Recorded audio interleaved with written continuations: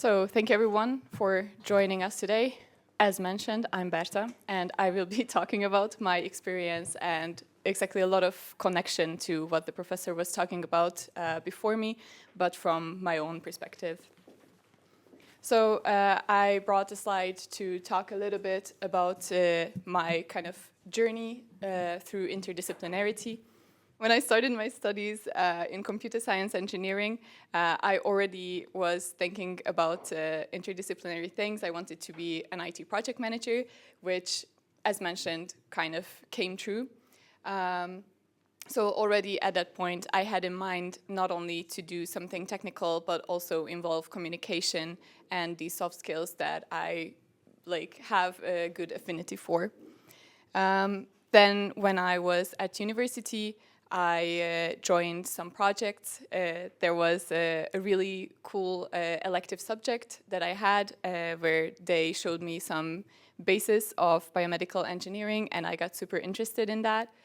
So I joined some research projects connected to surgical training. At kind of the same time, through university and industry collaboration, I joined DECRA, the company where I worked for as an intern, and then after that, there I kind of got to experience, as you can see from the picture, there was quite a high level of collaboration between the university and this company. So I got to experience kind of also the backgrounds of how this works. And then I stayed in IT project management. I transferred to the current company that we were talking about, although only until the end of this month, because then I will again do an internship at a different company connected to PTE. So joining all the companies that the universities offer. And then I went back to academia to do my master's studies at the program that Professor Schiffer is heading to focus more on biomedical engineering because I found it fascinating. Some of you might already know, some of you might not. Biomedical engineering is an interdisciplinary field that lies somewhere between engineering and computer science and the medical studies and medical expertise. So it naturally connects a lot of these different things all together. But like it was mentioned before, I also think that it's rarely enough if you have the technical knowledge from these different fields. You have to be able to communicate and talk between each other and understand each other's perspectives. The way that I started is actually, I think, connects kind of to your previous question about motivation, is I was really interested and I was really enthusiastic. And when I was participating in this class, there was an option to do a project. So it was actually optional. It was not like something we had to do, but I chose to do it because I thought that it's super interesting and I got involved in the project that my teacher was doing for her PhD at that time. So this was about minimally invasive surgical training and surgical skill assessment. And this collaboration involved engineers, clinicians, fellow students, researchers, and of course these roles also overlap a lot of the time. So someone can be a clinician and a researcher at the same time. So I think it's really important and getting increasingly common that people do this. Even at our program, there is multiple people who were already like a doctor or already an engineer and then came and did this biomedical engineering program because they found some interest in this field. And what I think made this project really valuable is actually the real stakeholders' constraints, but real outcomes. So that's something that I mentioned previously, is that I think it's really valuable when you see that there is a real problem and you can contribute to a real solution that is there. And I think also when talking about enthusiasm, people also really want to help you join into that.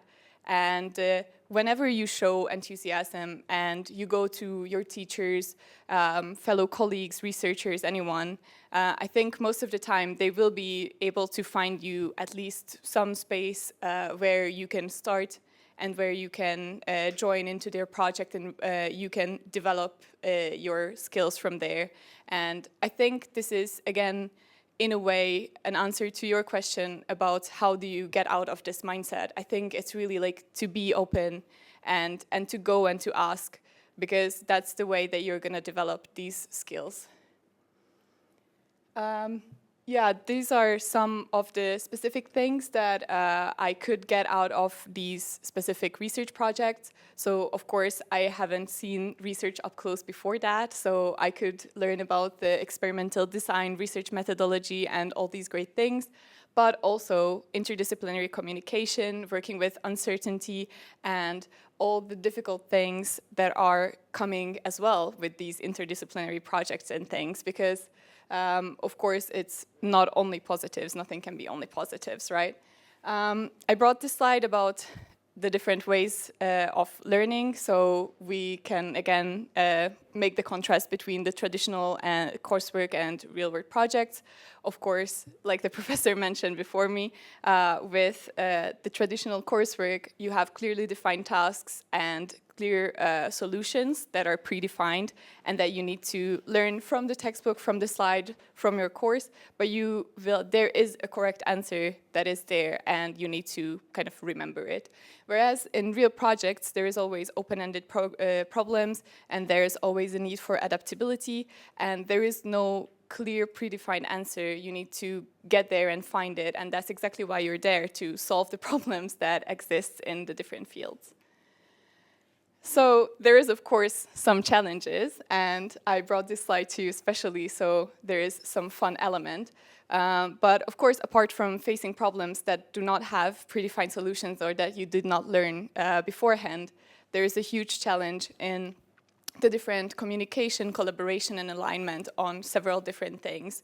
So, of course, when you're talking about a field like biomedical engineering, you need to compare and contrast the way that engineers think and the way that medical professionals think. So there's always going to be, do you know the terminology? Can you understand the mindset of, we were talking about like an engineering and a problem-solving mindset. Can you understand, can you put yourself in their shoes? Will you be able to work with their heads?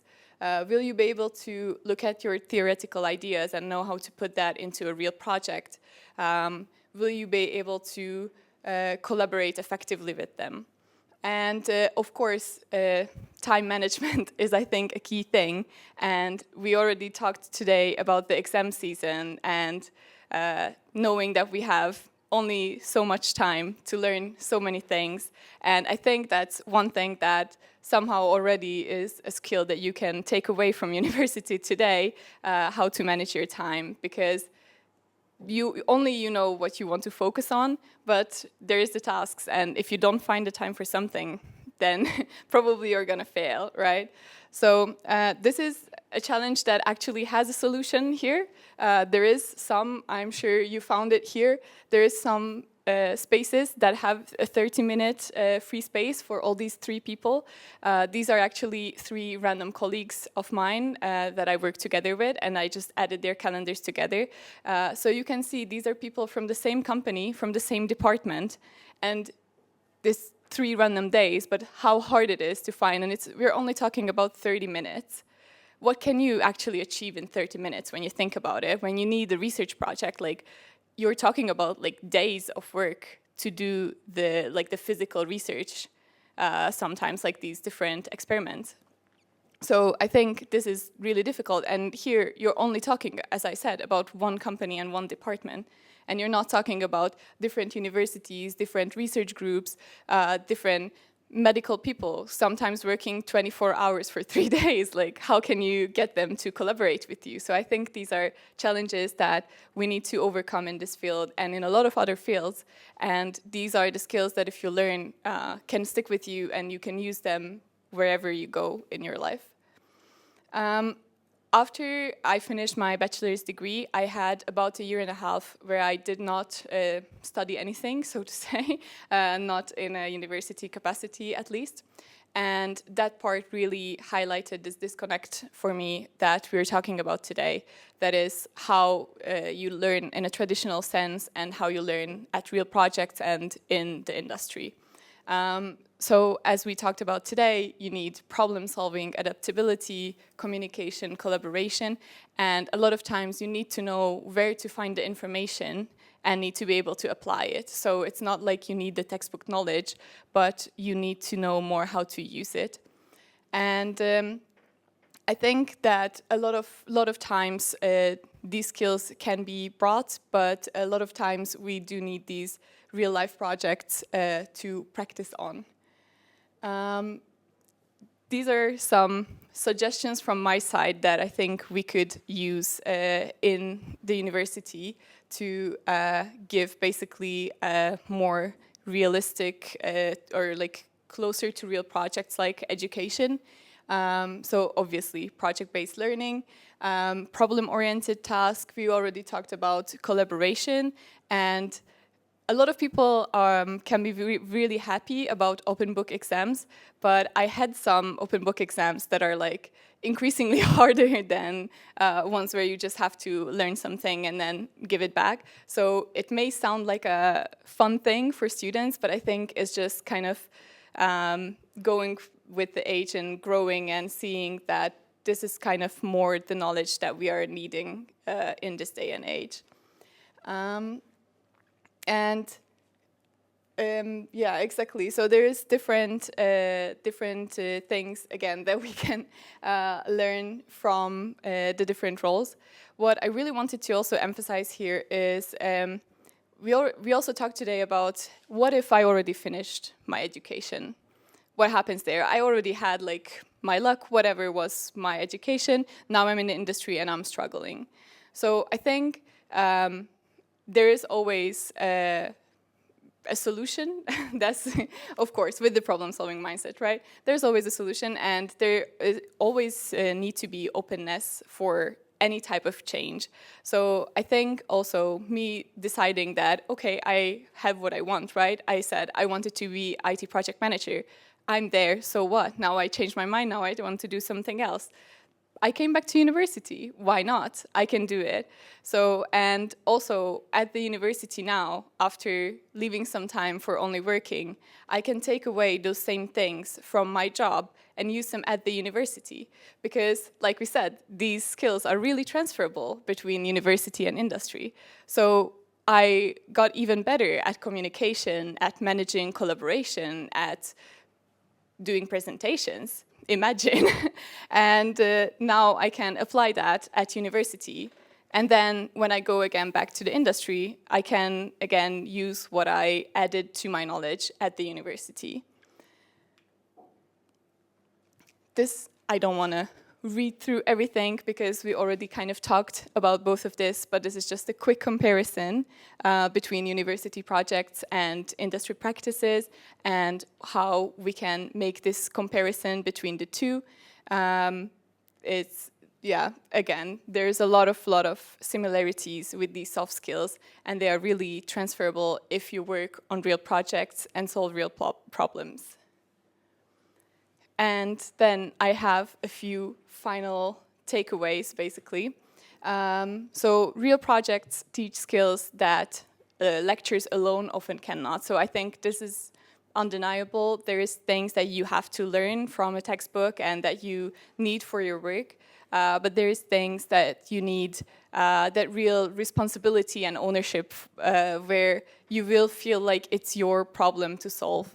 And you have a much better, I think, understanding and more motivation as well to solve those problems when you know that there is an impact. Interdisciplinary collaboration is essential in modern work, and I think IT is my background is IT, right? So easy for me to say, but I think IT is really something that everyone can see all around.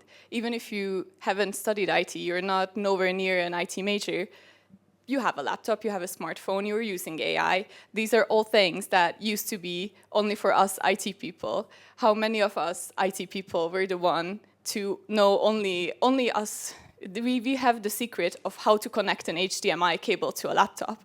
I feel like a lot of teachers, still to this day, if I go back to my high school, there will be some teachers like, oh, can you please help me? You're like the IT person. I have no idea how to do that, right? So, of course, there are certain skills that are really needed all the time. And if you don't know, you need to know how to talk to people and how to get those skills out of other people who actually have the skills, the hard skills that you need.